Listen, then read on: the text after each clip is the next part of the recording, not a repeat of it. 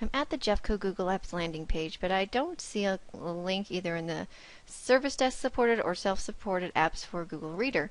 So anytime you want a link to a Google tool that you don't see, you can find the black bar that follows you pretty much wherever you are when you're inside Google Apps and click on the More feature. Some of the most common ones will be listed, but if you go to Even More, it will bring up a list of all of the tools that you can use. If I scroll a little bit down the page, I see a link to Reader. I'm going to go ahead and click on that. I am taken to my Google Reader landing page, which is kind of like an email inbox for all of the blogs that I might follow. And I can see that several of the blogs have had new postings since I've been here. So these are ones that I have already said that I want to subscribe to. Now I can manage my settings for some of the ones that I've subscribed to using the gearbox on the left.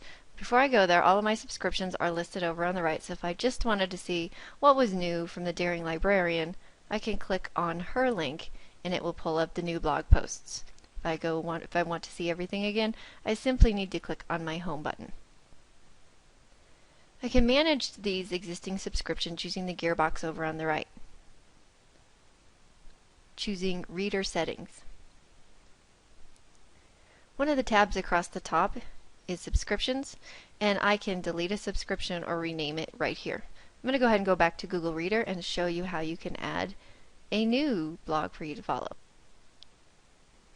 To add a new site to your Reader feed, you just need to go there. So I'm going to go to the EduBlog Awards site that is linked into the course for resources for blogs you might choose to follow. I'm going to see who the 2011 winners are. They have Best New Blog, Best Administrator Blog. I'm going to see what's new in the education technology world. So here's a few that I haven't seen before. And so I'm going to go ahead and go into Cindy Meester's blog and see what it looks like.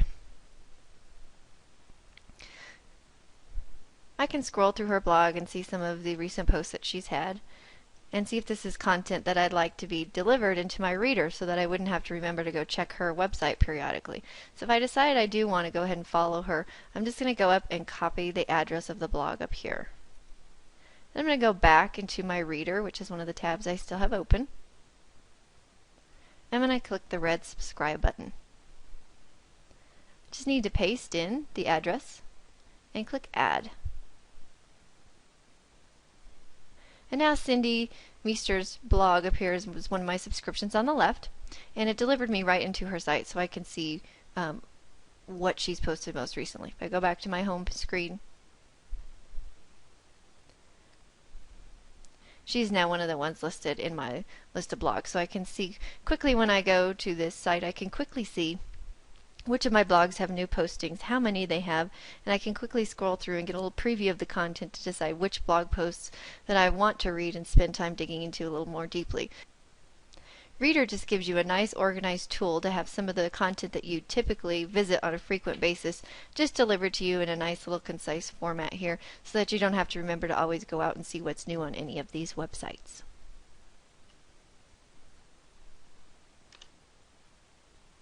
Now, everyone has different ways for organizing their items within readers. You can see blog posts can quickly fill up.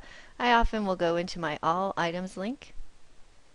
And here it does function a lot like email. So I see a blog post here. As soon as I scroll past it, I have in my settings that the default setting is when you scroll past an article, it marks it as read. But if I wanted to keep this particular post appear as unread, I would simply check Keep Unread.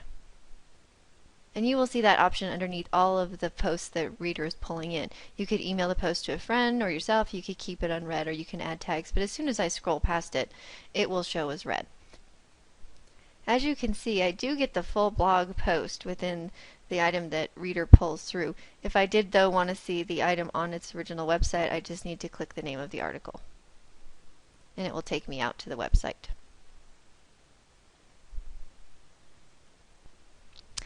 So that's Google Reader. It's a great way just to keep track of websites that maybe you often forget to frequent. It will pull in all that content for you and just keeps it basically in your little inbox until you're ready to sit down and go through it.